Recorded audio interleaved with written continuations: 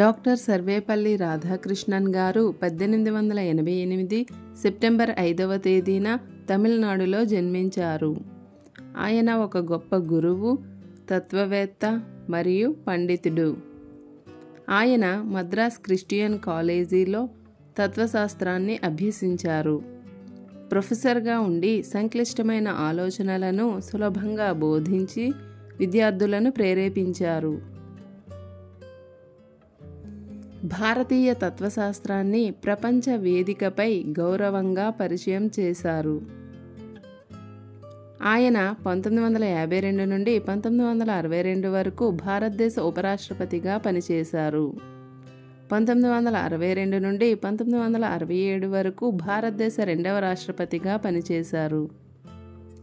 ఆయన జన్మదినమైన సెప్టెంబర్ 5న దేశవ్యాప్తంగా ఉపాధ్యాయ దినోత్సవం జరుపుకుంటారు. ఆయనకు భారతదేశ అత్యున్నత పురస్కారమైన భారతరత్న అవార్డు లభించింది.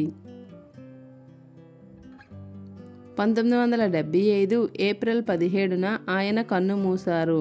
కానీ ఆయన జ్ఞానం మరియు ప్రేరణ ఎప్పటికీ నిలిచిపోతాయి. For more videos like, share and subscribe to our channel teach through tech.